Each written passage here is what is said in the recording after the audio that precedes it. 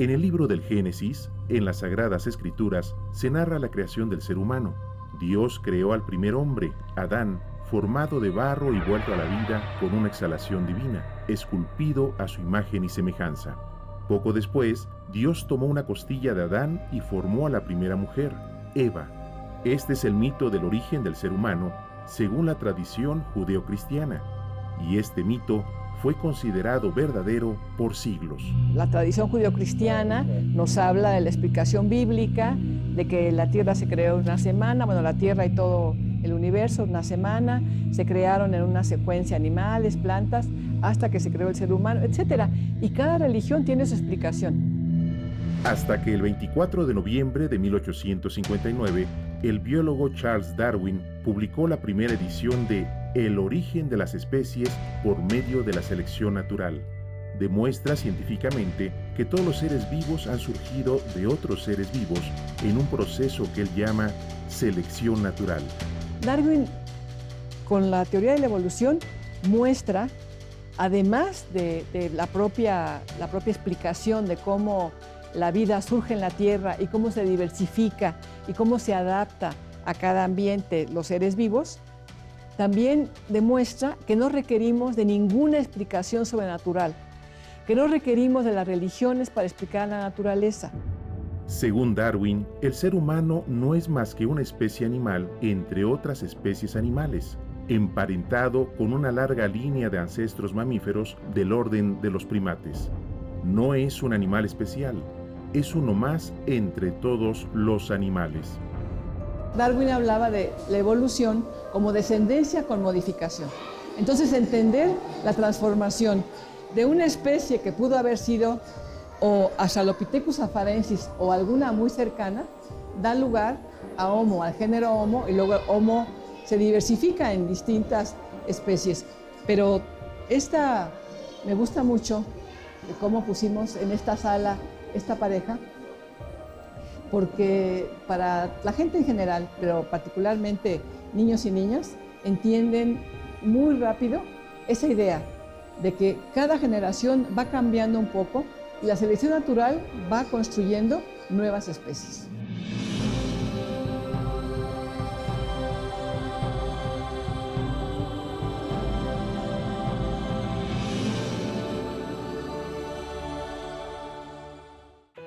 La doctora Rosaura Ruiz Gutiérrez ha destacado en diversos ámbitos de la vida científica y académica de México, tanto como investigadora de la historia, la filosofía y la enseñanza de la biología evolutiva y de la educación en general, con una obra original y sobresaliente en estos campos. En la UNAM ha sido directora general del posgrado, secretaria de Desarrollo Institucional y directora de la Facultad de Ciencias. En el ámbito científico, ha sido presidenta de la Academia Mexicana de la Ciencia y actualmente es titular de la Secretaría de Educación, Ciencia, Tecnología e Innovación del Gobierno de la Ciudad de México. Rosaura Ruiz Gutiérrez nació el 7 de julio de 1950 en la Ciudad de México. Cuando tenía 5 años, la familia se muda a Acapulco. Ese año lo viví y muy frecuentemente íbamos, allá tenía familia. Y esa belleza del mar siempre me fascinó. Incluso mi primera idea era ser bióloga marina. Poco más de un año duró la aventura costera. Vuelven a la Ciudad de México a continuar sus estudios básicos. A inicio de los años 60, formó parte de un excepcional proyecto piloto de educación en la secundaria número 18. Y además, la parte del programa piloto de la Secretaría de Educación Pública era que tuviéramos un desarrollo cultural importante, de manera que nos llevaban a Bellas Artes, nos llevaban a salas de conciertos, a teatro, nos llevaban en camiones que seguramente la escuela alquilaba porque no los teníamos, pero nos llevaban a deportivos también para hacer gimnasia o lo que cada quien quisiera. Yo estaba en atletismo. Estudió su educación media superior en la Preparatoria 4 de la UNAM. En 1966 vivió un movimiento de huelga estudiantil que desembocó en la renuncia forzada del prominente cardiólogo Ignacio Chávez y la llegada a la rectoría del ingeniero Javier Barros Sierra. Fue en ese movimiento que los estudiantes de la preparatoria de la UNAM ganaron el pase reglamentado, lo que ya benefició a la joven Rosaura Ruiz. Ahí ya tenía dudas de si estudiar medicina, estudiar veterinaria o estudiar biología. Lo que me inclinó hacia la biología, era mi área, en eso sí estoy segura, pero lo que me inclinó hacia la biología fue mi maestro de biología, un doctor Lecuona, era médico. Era un médico que no era un médico típico porque tenía una cultura biológica muy amplia, también de evolución. Recuerdo bastante bien que él nos habló de Darwin así en general y nos habló de una manera mucho más cuidadosa de genética, y particularmente de un descubrimiento en ese tiempo todavía reciente, estoy hablando del modelo de DNA, de la molécula de la vida, de la molécula de la herencia, que se planteó la estructura en 53 por Watson y Crick, y yo estoy hablando del 68, que este maestro enseñándonos un conocimiento reciente. Es que esta parte es importante, lo que tarda el conocimiento que se descubre entre los científicos o los humanistas y llega a la escuela, no es inmediato, tarda. Y en este caso considero un tiempo casi récord que ya en mi preparatoria se estuviera explicando cómo era la molécula que explica la herencia, la molécula que constituye los genes, el DNA. Y eso me encantó. Entender eso, no sé si lo entendí muy bien en ese momento, por supuesto, pero el maestro era muy bueno y nos explicó cómo se hereda, cómo se constituyen los genes, cuál es la estructura del DNA. Y eso creo que me dejó marcada. Y entonces fue que cuando me dijeron, a ver, chicos de la preparatoria, ¿a dónde se van a ir? Y entonces yo escogí la Facultad de Ciencias, decidí biología. En tercer año de preparatoria, Rosaura Ruiz va a vivir otro movimiento político de gran trascendencia para el país.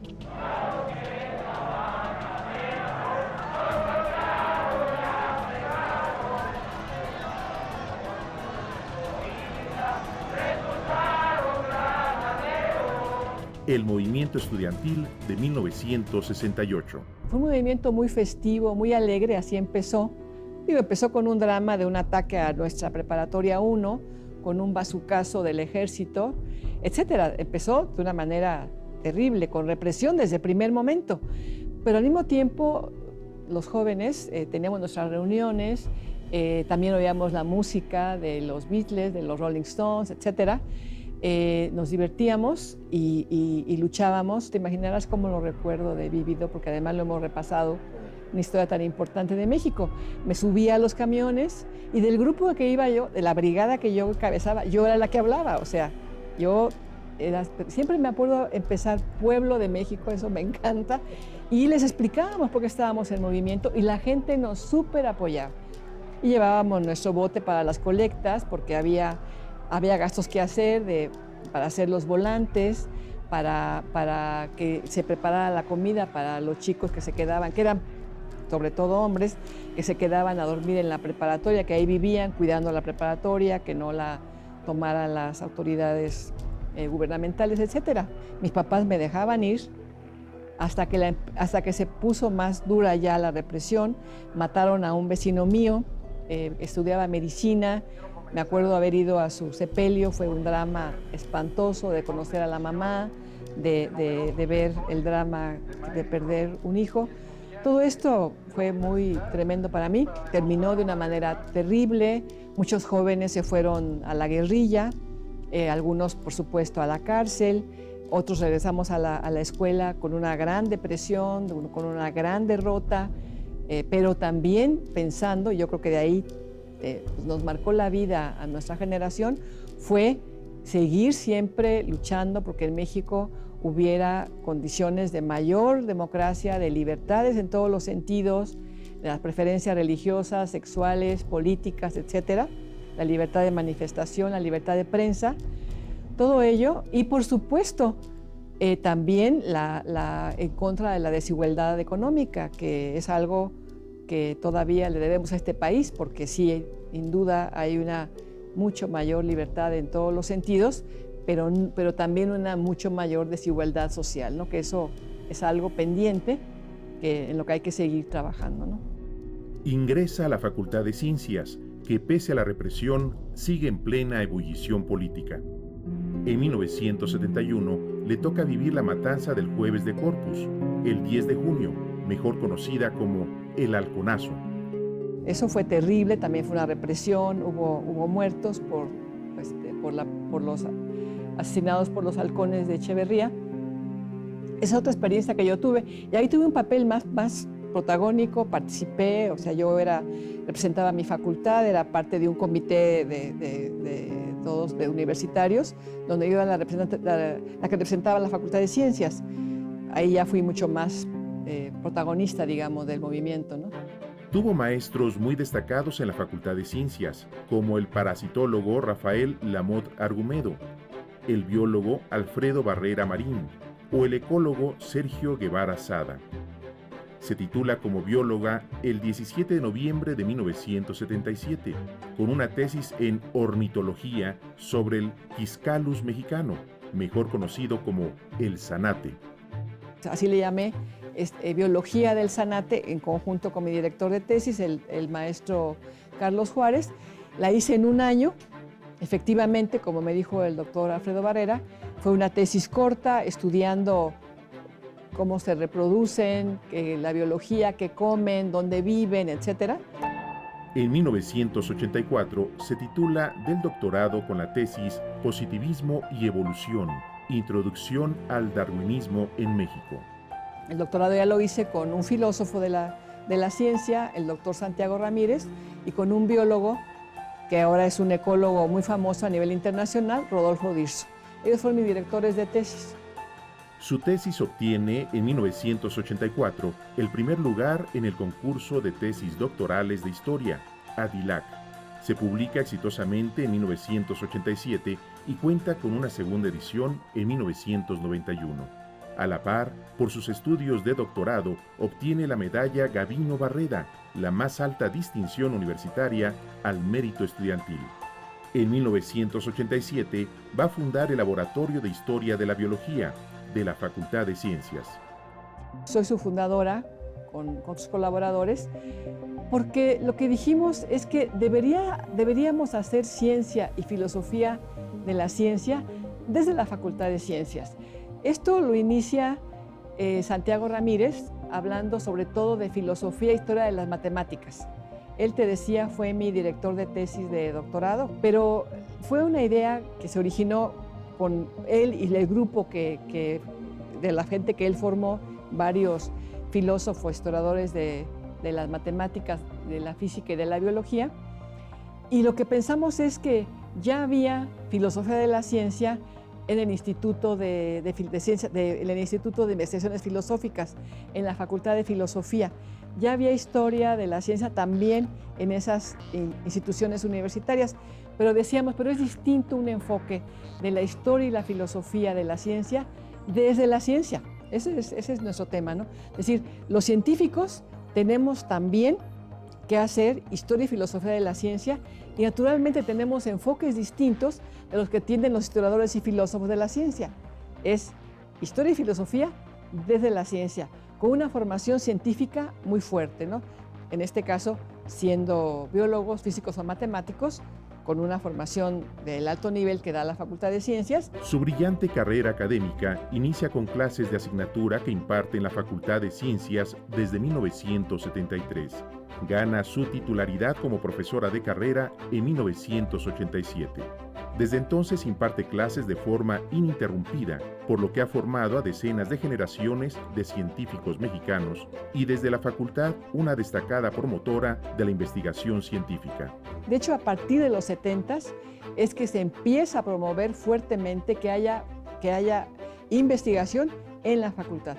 La idea anterior es que la investigación se hacía en los institutos y los investigadores de los institutos daban clase en la facultad, pero no había investigación en la facultad.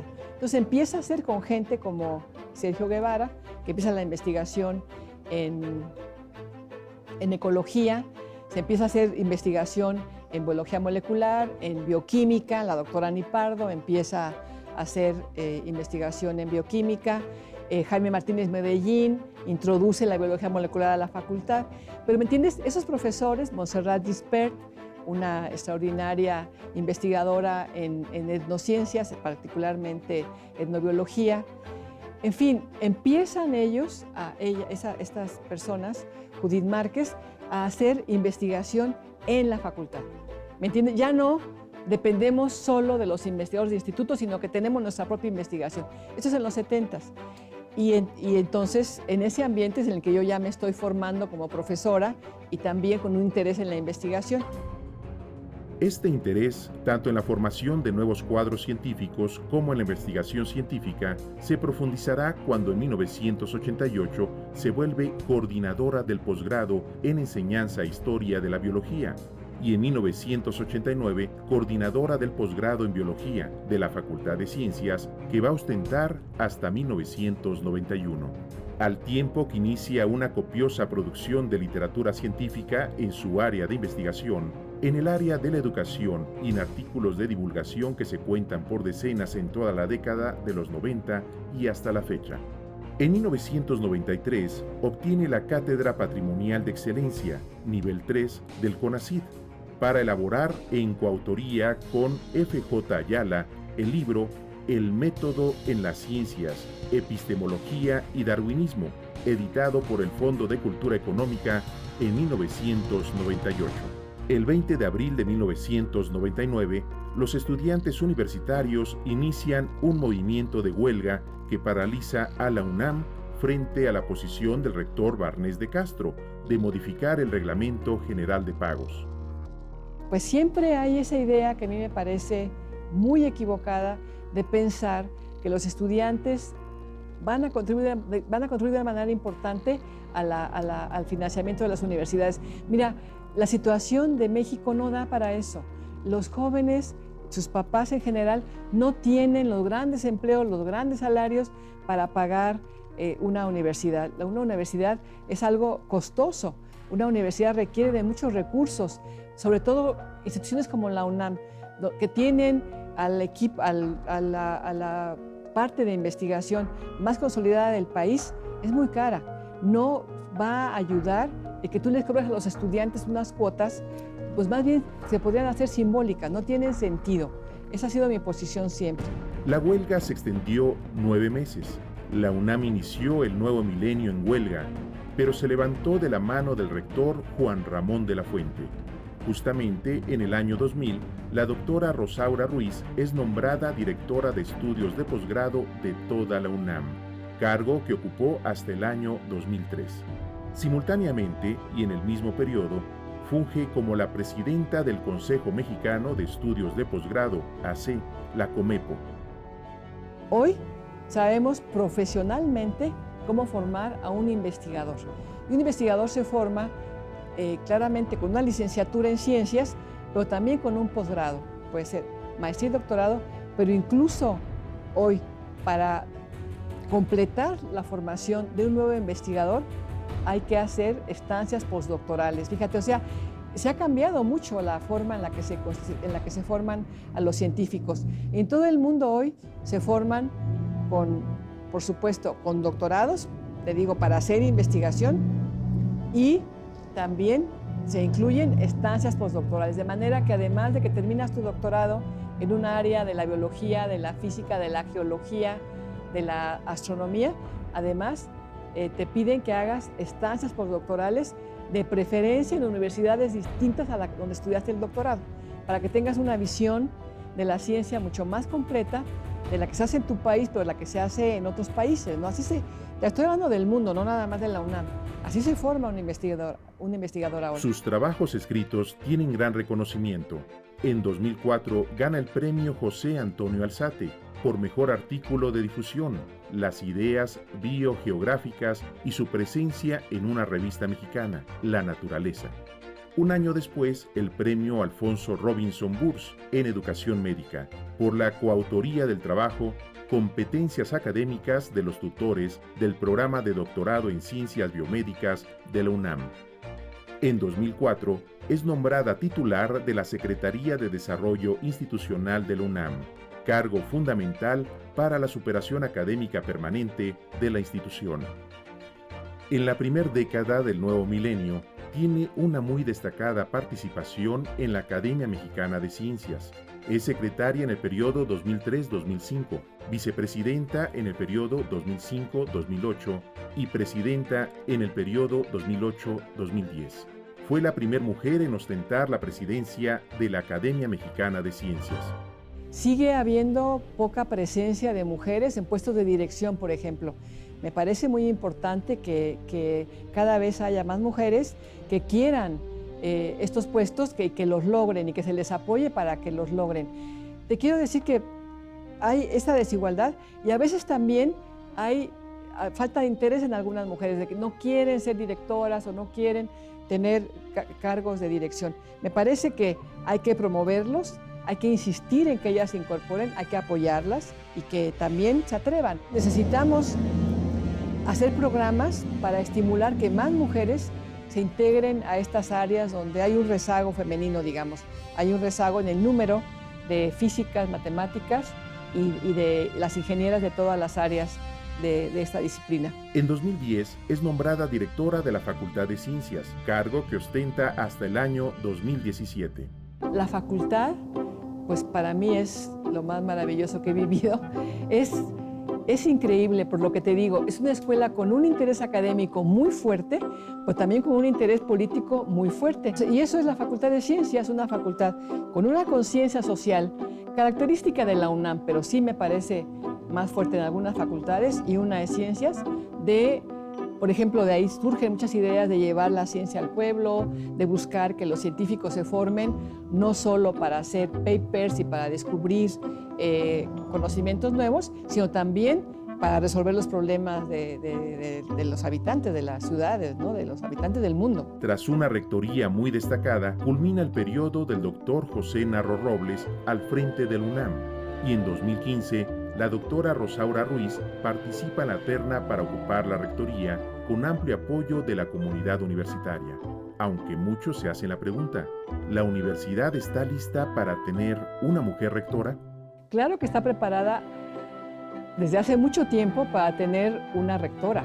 Igual que el país ya puede tener una presidenta, qué bueno que ahora tiene una jefa de gobierno y va a tener una directora del CONACYT, ¿me entiendes? Es muy importante. Y se está viendo cómo las mujeres, cuando tenemos una responsabilidad, la sabemos asumir y lo podemos hacer bien o mal, también como un hombre, por supuesto. Pero sí creo que las mujeres tenemos características especiales que no se deben desperdiciar para estos puestos, ¿no? Hubiera sido la primera mujer en ocupar el cargo más alto de la UNAM, pero resultó electo el doctor Enrique Graue Vigers. En marzo de 2008 es nombrada miembro de la Junta de Gobierno de la UNAM. Pero en las elecciones federales de ese mismo año resulta electa Claudia Sheinbaum al gobierno de la Ciudad de México, y ella nombra a la doctora Rosaura Ruiz secretaria de Educación, Ciencia, Tecnología e Innovación de la ciudad más grande del mundo. Algo que me entristece es ver cómo se ha descuidado la educación básica en la ciudad y en el país. El rezago de niños y niñas en general, particularmente de las poblaciones menos favorecidas, digamos, de los sectores menos favorecidos, es tremendo. Cuando vemos las calificaciones que obtienen niños y niñas en matemáticas, en español, vemos un gran rezago. Y es que es lo que vemos en general, es el apoyo a sectores privilegiados, el apoyo a grupos que ya de por sí eran favorecidos por los diferentes gobiernos, por el Estado, y el abandono de los grupos más vulnerables. La doctora Sheinbaum, la jefa de gobierno, le ha dado una gran importancia a la educación y estamos trabajando mucho dando becas a los niños y niñas para que tengan mejores condiciones de vida, para apoyar a las familias, pero también en la parte académica. Tenemos que lograr tener materiales que les permitan a los chiquitos y chiquitas entender mejor conocimientos básicos que van a cambiar su vida.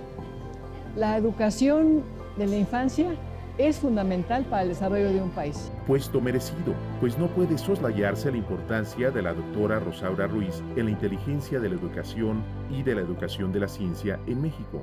La visión plasmada en su obra impresa en artículos, libros, conferencias y en su incansable trabajo institucional ha conducido a cambios en los planes de estudio de bachillerato, licenciatura y posgrado de la UNAM. Sus planteamientos están contribuyendo al análisis y mejora de educación básica en México a través de su participación en los proyectos de formación y actualización de profesores y en la revisión de planes de estudio de la SEP, la elaboración de recursos didácticos y eventos para la socialización de la ciencia. Siempre ha entregado su vida a la labor incansable de promover la educación y el desarrollo de la ciencia mexicana y universal. Una brillante universitaria que enaltece a su casa, la UNAM. La ciencia muchas veces no es segura, pero sí estamos muy cerca. Decir, a ver, lo más probable, lo casi seguro, es que así eran.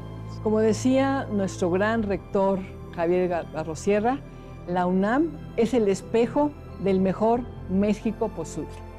Naturalmente, lo que tiene la UNAM es lo mejor de México. Tiene, ya dije antes, lo reconozco plenamente, tiene defectos, tiene problemas, pero como decía Barrosierra, es el espejo del mejor México posible.